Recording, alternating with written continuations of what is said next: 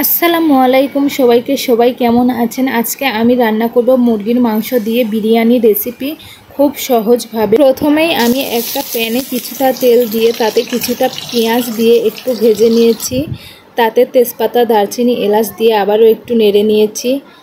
তারপর স্বাদমতো লবণ, মরিচ বাটা, বাদাম বাটা, আদা রসুন বাটা দিয়ে আবারও ভালোভাবে নেড়েচেড়ে মিশিয়ে নেব।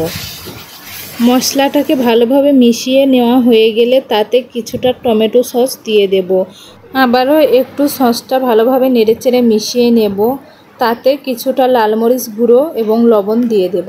এবারে রাঁধুনি রেডিমিক্স বিরিয়ানি মশলাটাকে দিয়ে দেব। দিয়ে ভালোভাবে নেড়েচেড়ে মিশিয়ে নেব। মশলাটাকে ভালোভাবে কষিয়ে নেওয়া হয়ে গেলে এবারে মুরগির মাংসটুকু দিয়ে দেব। মাংসগুলোকে হালকা একটু নেড়েচেড়ে নেব। তারপর ঢাকনা দিয়ে ঢেকে দেব। ঢাকনা দিয়ে 10 মিনিটের মতন রান্না করে নিয়েছি। এবারে নাড়াচাড়া করে দেব। এই মাংসগুলোকে ভালোভাবে কষিয়ে নিতে হবে। এই মাংসগুলোকে আমি একটু পরপর নেড়েচেড়ে ভালোভাবে কষিয়ে নিয়েছি। এবারে আলাদা পাতিলে আমি উঠিয়ে নিয়েছি। ব্যাস, মাংস কষানো রেডি। এ পর্যায়ে আবারও একটা প্যানে কিছুটা তেল দিয়ে এলাচ, দারচিনি দিয়ে একটু নেড়েচেড়ে নেব। তারপর পেঁয়াজ, কাঁচামরিচ দিয়ে নেড়েচেড়ে নিয়ে আগে থেকে ধুয়ে রাখা পোলাওয়ের চাল দিয়ে দেব। চালটা দিয়ে ভালোভাবে নেড়েচেড়ে ভেজে নিতে হবে।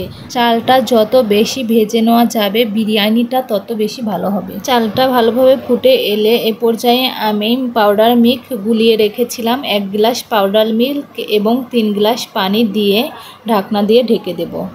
পানির পরিমাণটা চালের থেকে দ্বিগুণ হতে হবে। এবারে বলক উঠিয়ে এলে ঢাকনা উঠিয়ে মুরগির মাংসগুলোকে দিয়ে দেব। দিয়ে ভালোভাবে নেড়েচেড়ে মিশিয়ে নিতে হবে। মিশিয়ে নেওয়া হয়ে গেলে আবারও ঢাকনা দিয়ে ঢেকে দেব। আমি ঢাকনা উঠিয়ে আবারও নেড়েচেড়ে ঢেকে দিচ্ছি। এবারে পানি শুকিয়ে এসেছে। আমি আবারও ঢাকনা উঠিয়ে ভালোভাবে নেড়েচেড়ে দেখিয়ে দিচ্ছি আমার বিরিয়ানিটা কেমন হয়েছে। ব্যাস, বিরিয়ানি আমার রেডি। এবারে প্লেটে উঠিয়ে দেখিয়ে দিচ্ছি। আমার আজকের রেসিপিটা যদি ভালো লেগে থাকে অবশ্যই আমার পাশে থাকবেন। আল্লাহ হাফেজ।